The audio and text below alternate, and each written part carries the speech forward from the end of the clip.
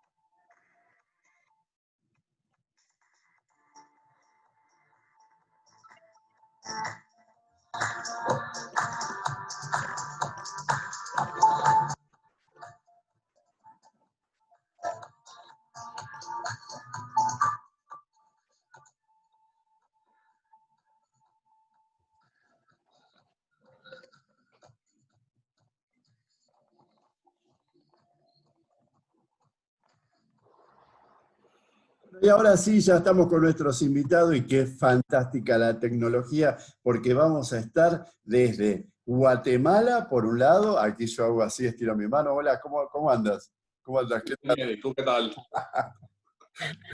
Y acá abajo con México vamos a estar dos. Y ahora les voy a explicar quién está. Está Raúl Palma, te voy a presentar como escritor, como director también. No sé, a ver, tú me vas corrigiendo si yo no saqué muchísima información, porque la verdad, escritor de La Montaña Mágica, del libro, ¿no es cierto? ¿Estamos bien? ¿Hago un Es, check? es un cheque, sí, Perfecto. Y también eres gerente general de Cambio de Era. Eh, es, co- es correcto, sí, ¿sí? Y además eres profesor de universidad. correcto. Es correcto. Y por último está una querida maestra que la verdad que la queremos, te quieren todo, Claudia, la verdad. Todo el mundo quiere a la maestra Claudia Vara. Ella es de la Universidad WIC y también maneja toda la parte de turismo. Hoy nos vas a acompañar, ¿por qué, Claudia? Porque vamos a trabajar con Raúl, vamos a preguntarles y eh, a mí me parece que tu parte sería bueno que le preguntes de todo lo que él vaya diciendo en relación a los alumnos, porque tú eres la persona que ha formado a más cantidad de alumnos y donde cada vez que voy a un evento te presentas, los alumnos siempre hablan maravilla de ti. Y, Muchas gracias. ¿sí? Entonces, bueno, aquí estamos. Ahora vamos a darle la entrada. Raúl, quiero que nos cuentes un poquito de todo lo que tú haces. Bueno, muchas gracias. Primero que nada, un gusto estar acá en tu programa, Daniel. Gracias por la invitación y gracias a Claudia también por hacer esta integración entre tanto contigo, Daniel, como conmigo. Así que mil gracias. A ver, yo empecé en el tema del turismo desde que creo que estoy en casa. Mi abuelo fue de los primeros guías de turismo que hubo en Guatemala hace ya casi 70, 80 años atrás. Así que escuché del tema de viajes desde que era muy niño. Um, Ingresé a la universidad, estudié una licenciatura que era en ecoturismo en un momento que creo que se aprovechó el espacio donde el ecoturismo empezaba a tener un renombre de alguna manera, el término de sostenibilidad, por ahí Agenda 21, en fin, tantas cosas que se crearon por ahí de la década de los 90. Y pues nosotros fuimos parte de un grupo de estudiantes que nos ingresamos a este programa de ecoturismo. La idea del programa en realidad era generar una fortaleza, una base científica del conocimiento del país, tanto en la parte cultural como en la parte natural, en la parte antropológica, por ejemplo. Y mi área fue más enfocada un poco a recursos naturales, un poco de cultura. Y pues eso era una carrera que permitía, sobre todo lo que yo más le agradecía a esas épocas de estudiante universitario, era la oportunidad de poder viajar por todo mi país, ¿verdad? Eso era tal vez lo que a mí más me apasionó mucho, tener esa oportunidad. En aquella época no habían tantos, digamos, bloqueos o limitaciones para poder salir de un estudiante joven a diferentes lugares. Así que fue una linda oportunidad y de ahí es donde sale un poco el primer gran esquema de trabajo que me pone por primera vez en contacto con algo escrito, que fue mi tesis, ¿no? Y la tesis era una propuesta que queríamos hacer para un recorrido de observación de aves en Guatemala. También eran épocas en las que se hablaba del bird watching en el país. Habían países que tenían mucha información avanzada. Nosotros pues contábamos con gente muy experta en el país que trabajaba el esquema de observación de aves, y lo que se quiso hacer fue integrar una guía que permitiera dar a conocer el país como un destino de observación de aves y sobre todo promoverlo dentro del público local, porque pues en general el latino en términos generales no es muy partícipe de observación de aves, digamos que esa es una práctica más importada, ¿no? Pero así fue como empecé en turismo, es decir, viajando por el país. Recuerdo que a mí me pedían llevar una libreta de notas, que todavía conservo algunas de ellas, por ahí de los 94, 95, y el profesor nos decía, mire, tome nota y todo lo que usted vea, todo lo que llame la atención, cualquier reflexión que usted quiera hacer en su libreta de campo, por favor, las va anotando.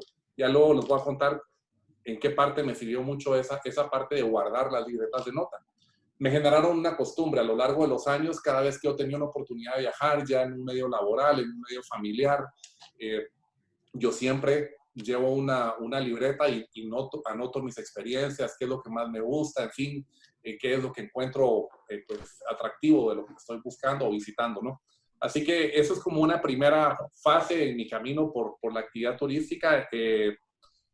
Al terminar el programa, pues ya me enrolo en una parte de capacitación. Digamos que mi camino se fue más alineado a la parte de formación, no a la parte empresarial. O sea, yo me fui más encaminado al tema de formación y empecé a trabajar en un instituto técnico que era para formar guías de turismo en temas especializados. Lo mío era contribuir en el aspecto de áreas protegidas.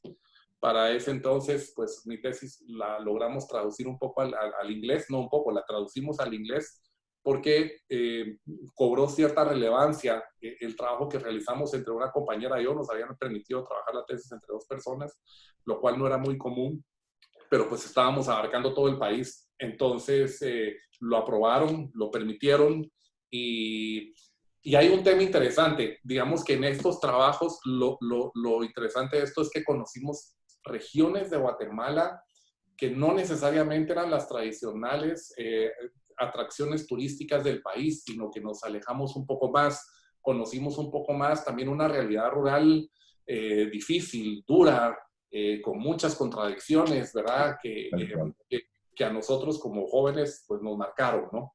Ese es un poco el inicio. Raúl, yo te quiero hacer si me tuvieras que dar una pincelada de Guatemala, yo tengo mis recuerdos de Guatemala, pero quiero ver que le des a la gente una pincelada de Guatemala. Lástima que no te pedí si podías pasar fotos del lugar, porque mi recuerdo de Guatemala es verde, no sé si me expreso bien, o sea, llegar y ver verde por aquí, verde por allá, verde arriba, verde abajo, o sea, y me encantó. Entonces, ahora me gustaría que tú le cuentes a la gente, tú que eres oriundo de ahí de Guatemala, que le cuentes a la gente un poquito así, brevemente de Guatemala, porque yo después te quiero llevar a todo lo que tiene que ver con el turismo espiritual, que es por donde tú estás caminando ahora, y me interesa que la gente sepa. Muy bien. Pues bueno, que te puedo hablar bastante de Guatemala, lo voy a traducir en una breve presentación. Mira, el país es un país bendecido desde muchas perspectivas porque tiene recursos muy importantes en la parte natural, digamos, desde la parte de reservas de biosfera, recursos naturales como selvas tropicales, bosques nubosos. Por eso es que tu impresión de ir a Guatemala, que es la impresión de muchas personas que vienen al país, decir, mire, es muy verde su país, es muy agradable en cuanto al clima, se mantiene una temperatura bastante promedio a lo largo del año. Por supuesto, hay regiones que son más húmedas, más calurosas, otras un tanto más frías. pero hay un complemento con la naturaleza del país, es decir, está el aspecto arqueológico como el recurso histórico presente a través de las ruinas del país, que pues lo compartimos, por supuesto, con el sur de México, una pequeña parte de Belice y más o menos por ahí alguna parte en Honduras, ¿verdad? Pero es también la presencia de más de 20 grupos étnicos que viven dentro del país. Nosotros somos un país donde se hablan no solo el idioma castellano, son igualmente más de 20 idiomas de diferentes grupos étnicos, de grupos indígenas, que habitan mayoritariamente en el occidente del país, es decir, si nos ubicamos es más hacia el lado que va a colindar después con México, ¿no? Pero el occidente del país, su recurso cultural como riqueza histórica, como riqueza de tradiciones, de costumbres, es lo que hace esa mezcla tan interesante de poderte encontrar de repente en un paraíso natural y al mismo tiempo sentarte en un comedor y tener una integración gastronómica de platos muy tradicionales, con una historia muy enriquecedora, ¿no? Las distancias son muy... Dime. Perdón, porque te quiero hacer tantas preguntas y se nos va a acabar el tiempo, por eso yo... A ver, dime. Perdóname. Decime tips, o sea, dame un tips. O si tú vienes a Guatemala, no te puedes perder esto, por ejemplo. ¿Qué lugar? Okay. ¿Eh? Okay. A ver, bueno, después del COVID, ¿verdad? Eso ya va a pasar. Ya Eso pasamos. Okay. Eso ya pasó. Bueno, definitivamente tienes que ir a Antigua Guatemala, es la ciudad colonial la ciudad colonial más importante, ¿verdad? Que digamos como es el destino número 1 en términos turísticos del país. Es la máxima representación de la presencia española. Está a 50 minutos de Guatemala, ¿verdad? Yo te diría, hay que tener la experiencia de por lo menos subir un volcán cerca de la ciudad de Antigua Guatemala. Hay algunos volcanes, como el volcán de Acatenango, que tiene unas vistas espectaculares y ahí puedes integrar también al mismo tiempo actividades de corte rural. Ya si quieres algo hacia el occidente del país, pues el lago de Atitlán, ¿verdad? Que está rodeado por volcanes, muy lindo, estamos hablando de 2 horas y minutos de la ciudad de Guatemala en carro. Ahí ya uno ya tiene un contexto distinto, digamos que ahí ya se funden muchas raíces culturales y puede uno encontrar un distinto tipo de experiencias como tal. Habría que tomar avión para hacerlo muy rápido y volar de Guatemala a Petén, al departamento del Petén, al norte, donde podríamos visitar lo que es el sitio arqueológico de Tikal, que es como la máxima representación maya en el país, ¿verdad? Y muy reconocido a nivel mundial. Y por supuesto, cerca de Tikal hay una gran cantidad de sitios arqueológicos representativos del periodo clásico de los mayas, ¿verdad? Así que hay una integración muy interesante. Luego, nosotros no tenemos un Caribe como uno se imaginaría, por ejemplo, el Caribe mexicano. Nosotros no tenemos esas grandes extensiones de playas de arena blanca, pero sí tenemos una integración de selva que llega directamente al agua, con una riqueza natural, una biodiversidad muy interesante y la presencia de el grupo Garífuna, que pues este grupo de personas son descendientes digamos, de los africanos que vinieron de primero al Caribe y luego se trasladaron a la zona que colinda con el Caribe, tanto Guatemala, Nicaragua, Honduras, ¿no? Entonces ahí encontramos otro tipo de gastronomía, por ejemplo, porque es un recurso muy importante. Guatemala ha hecho un gran esfuerzo por el tema gastronómico. Tenemos un vecino en el norte que tiene una gastronomía impresionante, que son ustedes en México. Pero pues la gastronomía ¿qué puedo, a ver, que me haces dar hambre? ¿Qué puedo comer en gastronomía? Decime el plato. A ver, bueno, hay varios. Si vas a Antigua, puedes probar un pepián, que es un cocido de carne con algunas verduras. Eso lo combinas con, digamos, puede ser pepián de pollo, pepián de carne de res. Lleva un caldo, una salsa hecha a base de diversas especias. Lo combinas, por ejemplo, con un arroz blanco, con una tortilla, con tortillas de maíz. Ya me diste hambre. ¿Verdad? ¡Hambre!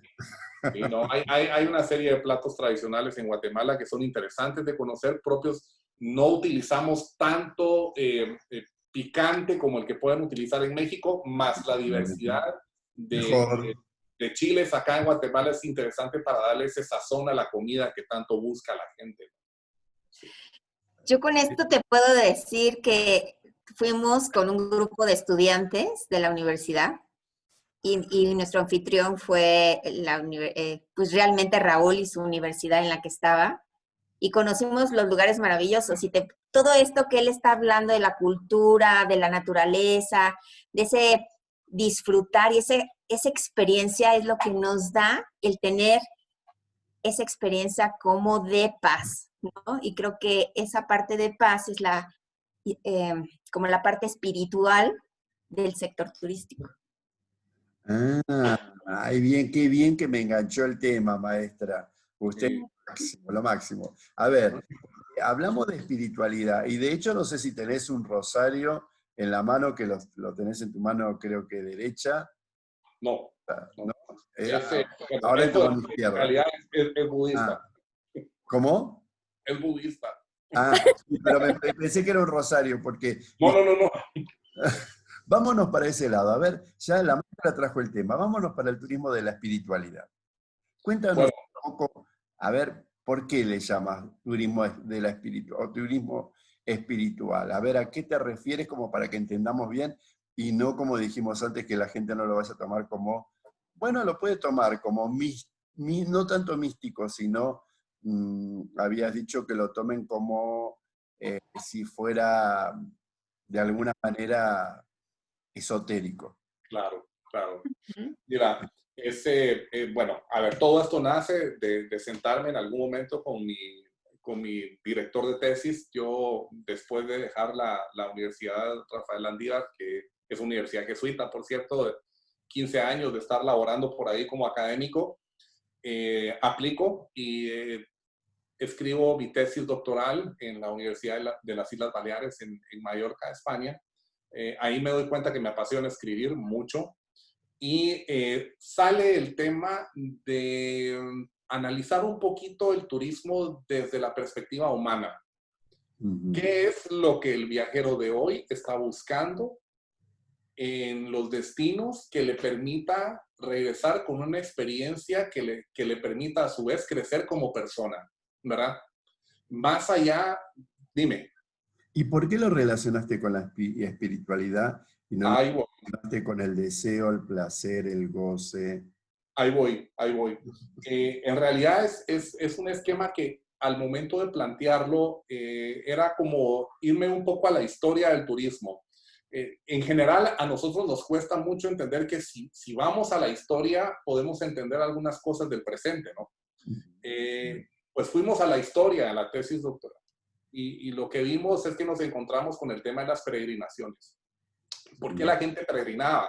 ¿Qué era lo que buscaba? Si era un proceso de agradecimiento, de petición, pero entonces ahora que hay un proceso más de secularización de la sociedad, donde hay temas religiosos que hay un grupo específico de la población que pueda estar dejando de practicar como tal y buscar una espiritualidad más personal, pero a su vez quieren seguir viajando, quieren seguir peregrinando.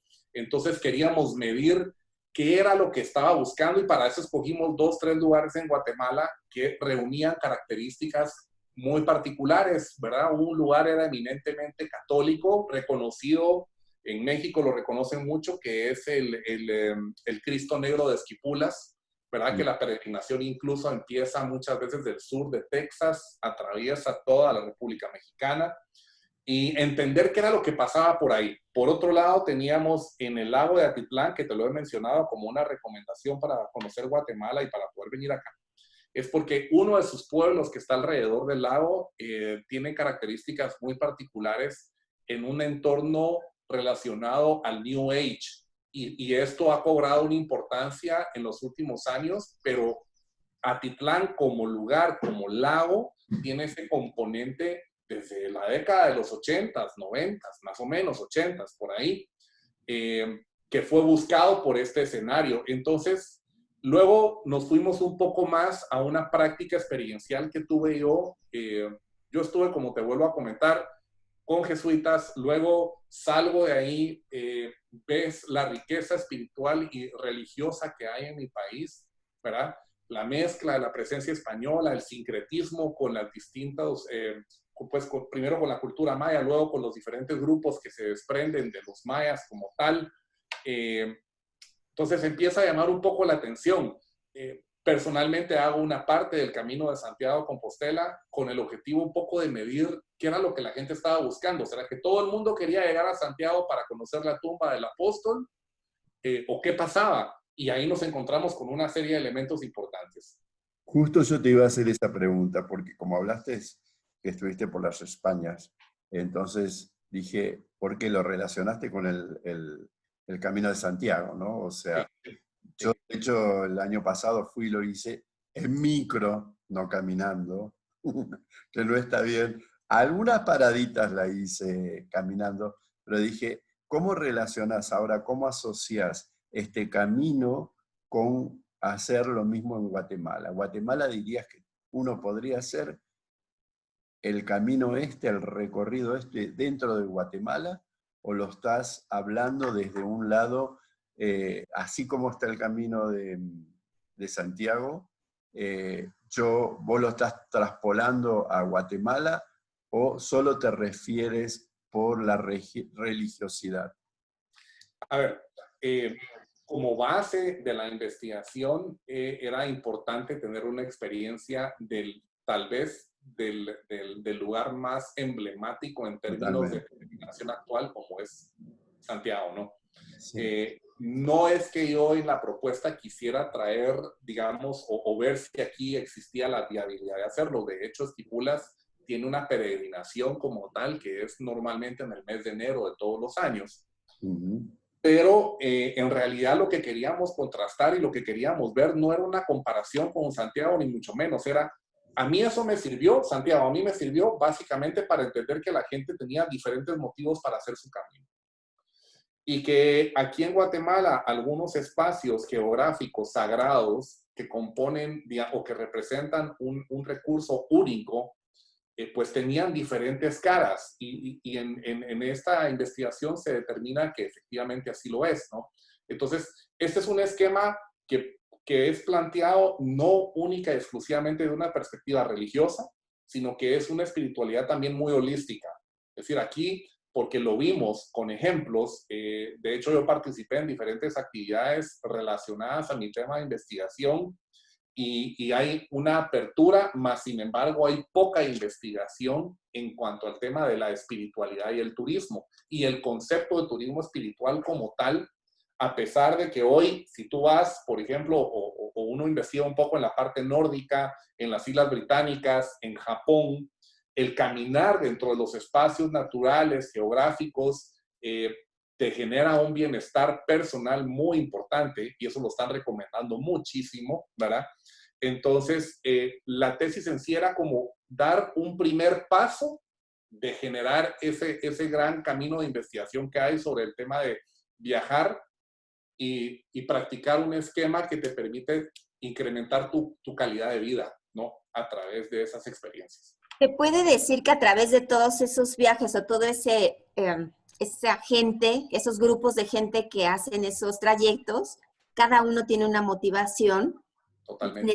no necesariamente la parte religiosa en un momento dado, ¿no? Sino que es la curiosidad, el ir experimentando, el ir conviviendo con otras personas, el ir conociendo, ¿no? Esos espacios, y el ver la resistencia, porque hasta ahí entra la parte de resistencia, si aguanto, si no, el compañerismo, ¿no? Que ahora nos va a faltar mucho, ¿no? Ese contacto físico, eso yo creo que lo va a empezar a motivar, pero entonces tú detectaste muchos motivos de lo que hace esa gente. ¿Y cuáles fueron los que más destacaron? Mira, a ver, si nos vamos a la experiencia directamente acá en Guatemala, el caso de Atitlán fue particularmente interesante ver que las personas buscaban conectarse con la naturaleza, conectarse con elementos como la tierra, el agua, los volcanes. Esa parte es muy interesante porque buscan también lo que es el sentirse libre, el sentirse en paz. ¿verdad? Nuestros países, porque ni ustedes ni nosotros estamos exonerados del tema de inseguridad, ¿verdad? Más sin embargo, fue muy interesante hacer todas las encuestas que se practicaron, y te voy a decir algo, hay un esquema en los viajes de espiritualidad que se relaciona mucho con la mujer. En mi tesis y en lo que yo pude ver, la mayor cantidad de personas que está viajando buscándose a través de un viaje es más una mujer que un hombre, ¿verdad? Eso es en la investigación trabajada, ¿verdad? Tú les preguntas y dices, mire, pero entonces, ¿y cómo vino? Pues vengo sola. ¿Y de dónde vengo? ¿De dónde viene? Pues de la frontera con San Cristóbal de las Casas de México, o del norte, ¿verdad? Es decir, del norte del país, que es donde está la otra frontera con México. Entonces, o de Belice, pero son mujeres solas que están buscando ciertas experiencias. Esto es para un destino New Age, como le podríamos definir, ¿no?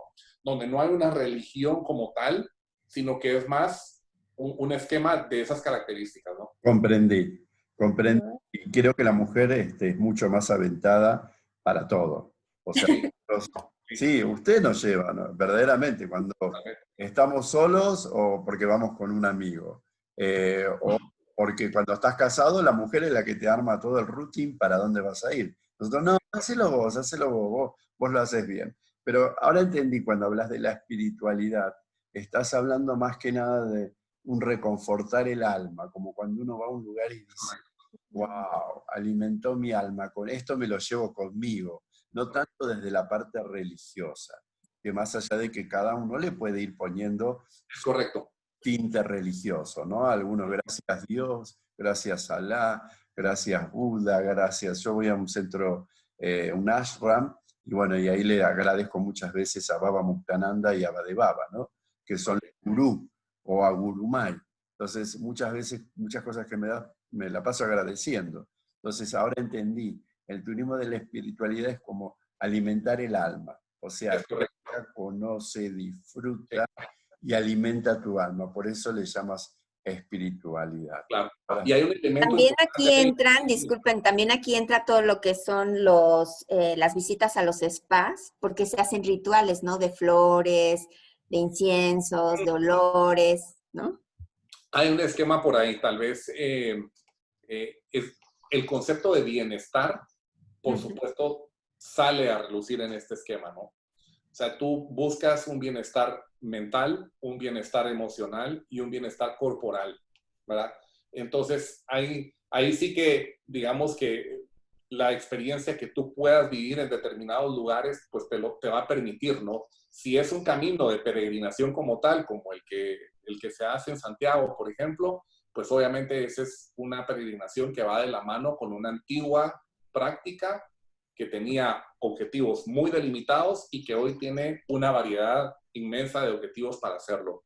Pero si nos vamos a la parte de bienestar como tal, por supuesto tú puedes conectarte con ese esquema. No estamos hablando únicamente del spa en sí, porque aquí hay un elemento muy importante que yo quería mencionar también, que es, hay un concepto interesante que son los espacios geográficos sagrados.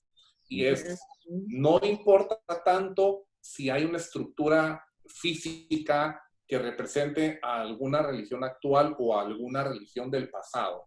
Es el valor espiritual que ese espacio tiene, que es sagrado probablemente para una comunidad que vive, y esa experiencia tuya de poder integrarte en este espacio como tal, te permite digamos, ese crecimiento personal también. ¿Por qué? Aquí en Guatemala tenemos un problema, no sé cómo está en México el asunto, no puedo hablar, pero en otros países he visto que lo tienen un poco más desarrollado, nosotros no lo tenemos, que es cómo tú tienes un contacto con el paisaje, cómo tú te apropias del paisaje donde tú estás, cómo esos espacios te pueden dar realmente una alimentación a tu espíritu. Y entonces ahí empezamos a hablar ya de un esquema de bienestar también. Es que también usaste la palabra correcta. Si yo separo bienestar, estar, o sea, estar bien, estar bien conmigo, estar bien con la naturaleza, estar bien con un otro, estar bien compartiendo. Así es. Sí. Y hay un elemento, un concepto importante ahí que es la recreación. O sea, nuestra industria, nuestro segmento, nuestra práctica es de recreación. Entonces, nosotros tenemos que entender que al momento de que nosotros viajamos y recrearnos, nosotros nos estamos recreando como tal, ¿no? Eso es bien importante también. ¿Qué es lo que va a pasar ahora, a partir de ahora, de todo esto que vivimos? O sea, el tema de la resiliencia, pasamos a hacer varias cosas. Pasamos a Exacto. ser resilientes y pasamos a ser millennials. O sea, ahora no van a poder echarle más culpa a los pobres chicos, de decir, porque es un millennial, porque cómo se comporta. Basta, se terminó. Todos usamos 2, 3 celulares, computadoras, Zoom, Teams, no sé, las tantas aplicaciones que hay, y ahora nos volvimos como ellos. Estamos todo el día detrás de una computadora, todo el día detrás de un teléfono. Es correcto. Ahora entendemos ir al baño y ir con el celular, porque te están llamando. Entonces, los entendemos un montón y creo que a partir de esto, lo bueno va a ser que empecemos a recrearnos, rearmarnos, Exacto. reorganizarnos con nosotros y con la naturaleza, porque la naturaleza nos dio un lindo golpe, ¿no? Sí. Los voy a poner en stop, ármense, arréglense, peleense ustedes y después salgan de nuevo porque yo necesito un poco de respiro. Entonces, creo que es tan sabio todo, nada pasa por nada. Nos quedan 5 minutos y la verdad que me da una pena porque no quería interrumpirte, porque es muy interesante todo lo que contás y a medida que ibas hablando, yo iba tratando de desmenuzar justamente con qué fin, de entender más y comprender más desde la tesis que vos comenzaste. Entonces quedan Enséñanos tu libro. quedan 4 minutos. Los dejo a ustedes y después yo me despido. A ver, los dejo a ustedes para que hablen. No quiero interrumpir, es muy interesante escucharlo. No, tu libro, Raúl. Yo nomás puedo decir que a través de esto vamos a regresar a ese contacto que buscamos con la naturaleza para encontrar esa paz que necesitamos, pero ya fuera de casa, ¿no? Fuera de esta pandemia, de esto todo que estamos viviendo, el reencontrarnos va a ser algo muy importante, pero tenemos que hacerlo con responsabilidad. Y para eso, si leemos, nos vamos a documentar y vamos a crear una expectativa en nuestra mente que nos va a llamar más la atención cuando salgamos de esto, que es el libro de Raúl. Presúmelo, Raúl. A ver, ahora te cuento mi historia del libro. Escribiendo la tesis doctoral, me encuentro con alguien que me dice, oye, ¿por qué no escribes las historias de tus viajes? Valdría la pena conocer un poquito y entonces digo, ok, pues empiezo a escribir un poco y en eso saco mis agendas del pasado, ¿no? Y mis agendas que decían año 2000 o año acá, digo, bueno, aquí tengo un poco de historia. Y se trata un poco como de refrescar qué era lo que yo vivía en ese momento, cómo lo podía traer a la actualidad y empezar a escribir algo. Primero lo pensé como un legado para mis hijos, honestamente, ¿verdad? Dijo, yo quiero que ellos sepan lo que yo hice en una época que definitivamente va a ser muy distinta a la que ellos vivan cuando sean adultos, ¿no? Entonces, primero dije, yo pensé en ellos y pensé en que a mí siempre me había gustado escribir, entonces como que lo reafirmé un poco. El libro, como primera experiencia, es un recuento de las experiencias personales que yo tengo en algunos viajes que marcaron mi vida. Lo primero que me marca, obviamente, es mi vida estudiantil y la oportunidad de poder viajar en mi país.